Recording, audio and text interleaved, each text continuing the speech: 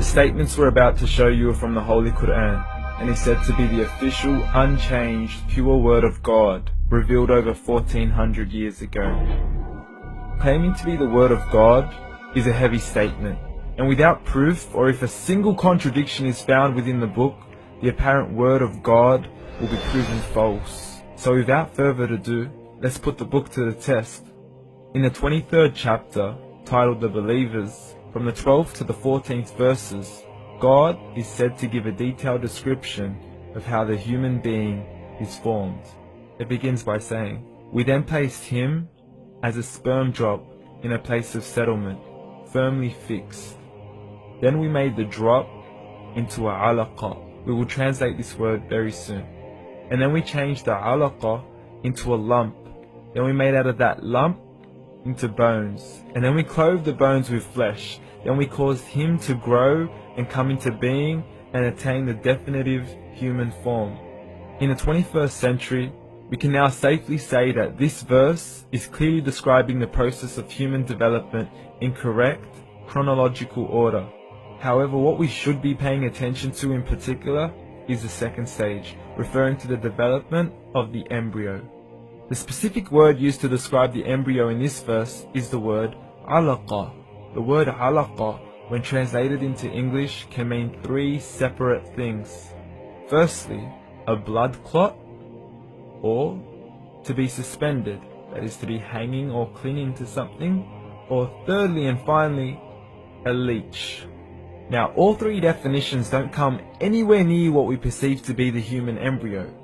So, why are these words used, and what significance do they share with the human embryo? Can the embryo be described as a blood clot? Well, what do you think?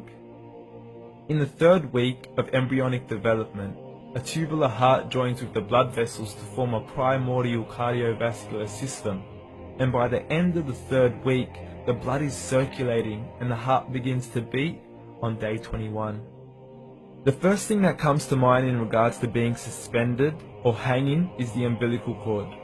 But we can't use that example because we are simply referring to step 2, before the baby has even formed.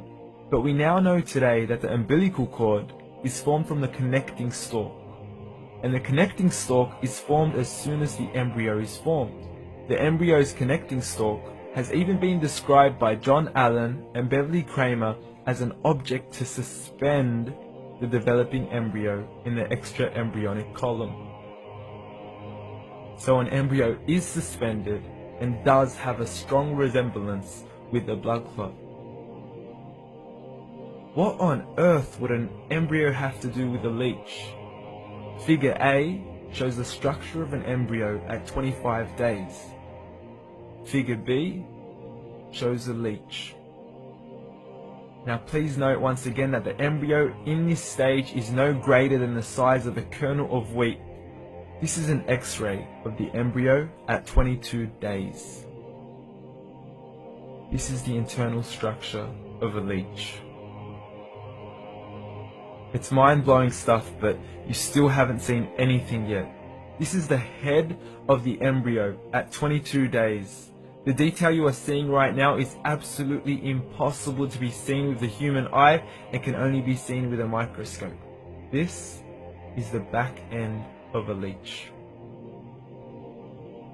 There's no other words used to describe this other than mind-blowing. The pictures we have shown you are impossible to be seen with the human eye, or even to be predicted by the human mind.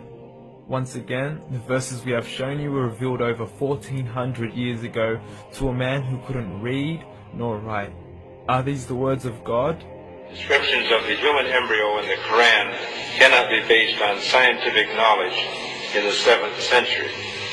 The only reasonable conclusion is that these descriptions were revealed to Muhammad from God, from God, from God, from God, from God.